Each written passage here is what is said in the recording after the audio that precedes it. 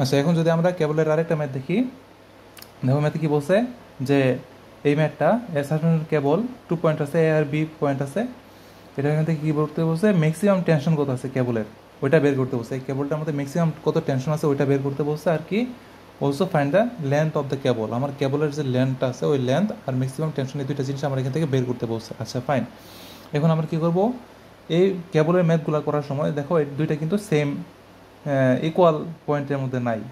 এটা একটু উপরে আছে, এই বিটা 1 মিটার নিচে আছে, রাইট? যদি এরকম টাইপের ম্যাথ হয়, এটার মধ্যে আমি একটা সিকোয়েন্স বলে দিই, এই সিকোয়েন্স অনুযায়ী তোমরা কাজটা করবা। কী করবা, প্রথমে হয় বি পয়েন্টে নিবা মুভমেন্ট অথবা এ পয়েন্টে মুভমেন্ট নিবা।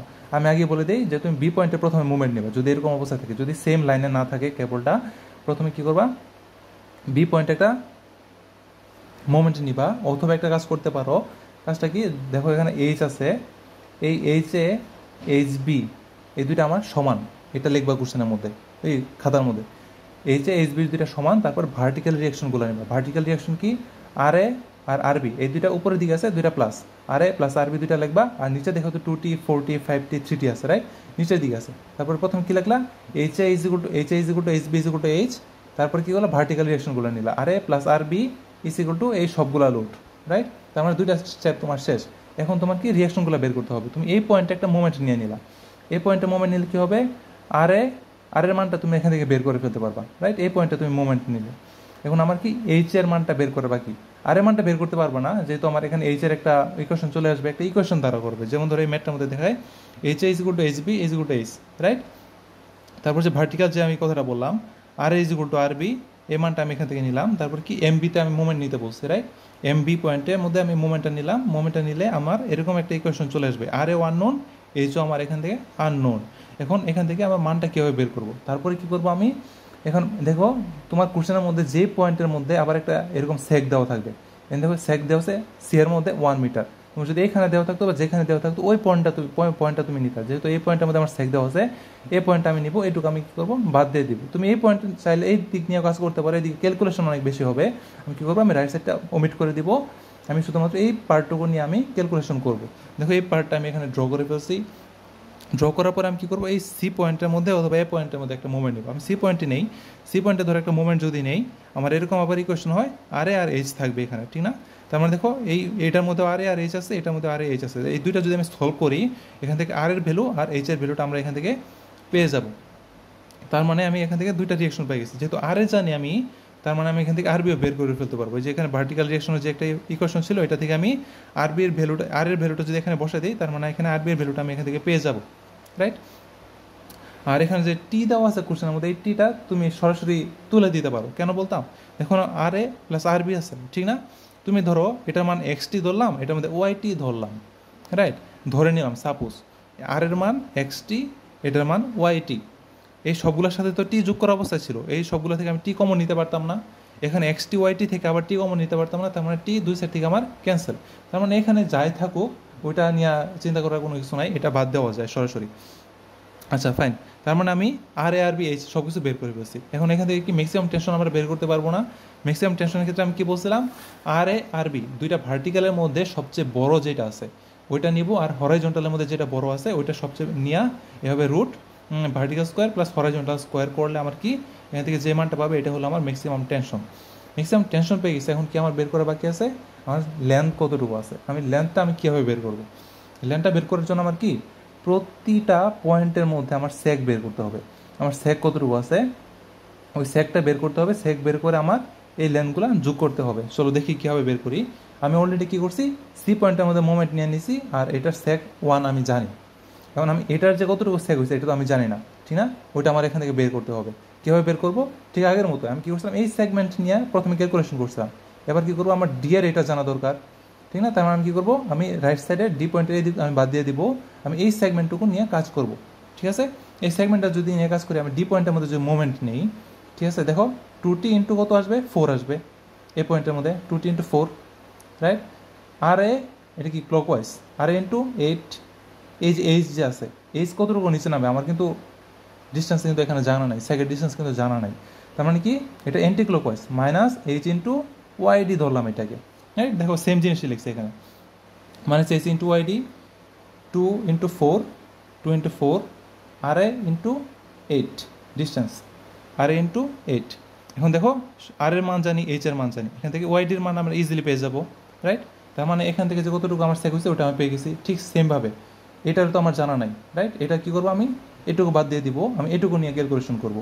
এটুকু যদি ক্যালকুলেশন করি আবার সেমভাবে এখানে যদি মোমেন্ট নেই, সেম যা করছি তাই আবার এই যে এখানে আর এ আর এইচ এর মান আমার জানা আছে, এই পয়েন্টের মধ্যে আমি এইচ এর মান আর এর মান বসে দেবো, এখানে ওয়াই এর মানটা আমরা এখানে পেয়ে যাবো।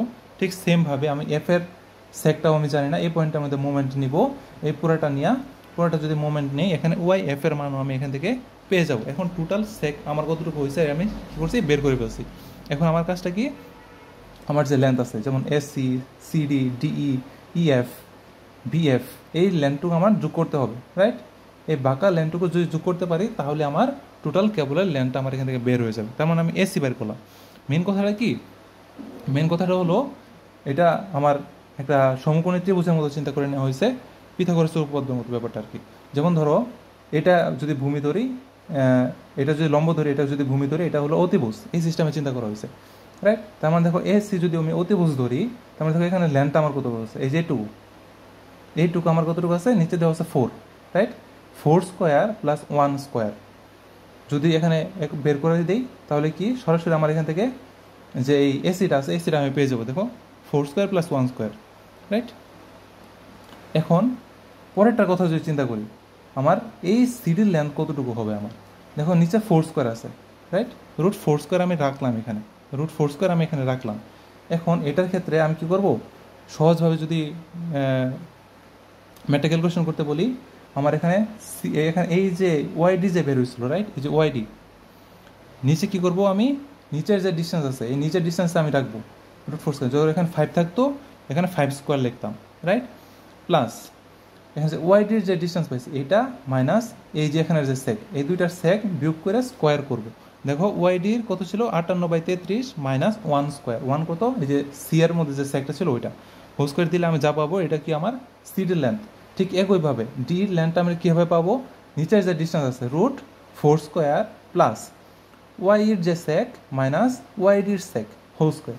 যেমন দেখো ওয়াইয়ের সেক কত, 66/33, 66/33 মাইনাস ওয়াইডির সেক 58/33 হোল স্কোয়ার, যা পাইছি তাই হলো আমার এখানের ডির লেন্থ। ঠিক একইভাবে ই আর এফ এর যদি বের করি, দেখো কত, 4² √4² plus YF minus YE whole square, YF minus Y whole square দিলে আমি এটা পেয়ে যাবো। ঠিক বিএফ এর মানও, বিএফ এর মান এখানে কত 2 আছে, 1 আছে, আর ওয়াইএফ এর মান আমরা জানি √4² plus 1 minus YF whole square দিলে আমরা কি এই লেন্থটা পেয়ে যাবো। এখন কি আমি সবগুলোর লেন্থ ইন্ডিভিজুয়ালি বের করে ফেলছি। বের করার পরে কি আমার এই সবগুলো লেন্থ যদি আমি যোগ করে দিই তাহলে টোটাল যে কেবলের লেন্থ আছে আমরা ওইটা এখান থেকে পেয়ে যাবো।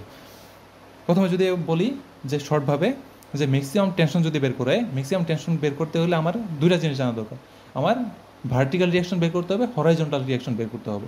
এখন ভার্টিক্যাল রিয়াকশনের মধ্যে ম্যাক্সিমাম ভ্যালুটা নিব আর হরাইজন্টাল রিয়াকশনগুলোর মধ্যে ম্যাক্সিমাম ভ্যালুটা নিব। দুইটা কী করবো, √ভার্টিক্যাল² প্লাস হরাইজন্টাল স্কোয়ার করলে ম্যাক্সিমাম টেনশন বের হয়ে যাবে। যদি কেবলের লেন্থ বের করতে বলে, রাইট, কেবলের লেন্থ বের করতে বলে প্রতিটা পয়েন্ট ধরে ধরে আমার কী করতে হবে, মোমেন্ট নিয়ে এখানে যে সেক আছে প্রতিটা পয়েন্টের সেক বের করতে হবে। প্রতিটা পয়েন্টের সেক বের করার পরে আমার যে একটা পয়েন্টের লেন্থ কতটুকু হবে, ধরো আমি সিডির ক্ষেত্রে বলি একটা লেন্থ কতটুকু হবে, নিচের যে ডিস্টেন্স আছে এই ডিস্টেন্স এত ডিস্টেন্স স্কোয়ার প্লাস এখানের যে সেক মাইনাস এখানের সেক, এই সেক থেকে এই সেক বিয়োগ করে হোল স্কোয়ার দিলে যা মান আসবে সেটা হলো আমার এখানের লেন্থ। তারপর সবগুলো লেন্থ বের করে যোগ করে দিলেই আমার টোটাল কেবলের লেন্থ বের হয়ে যাবে। এরকম ম্যাথ আসলে আশা করি পারা যাবে। Thank you.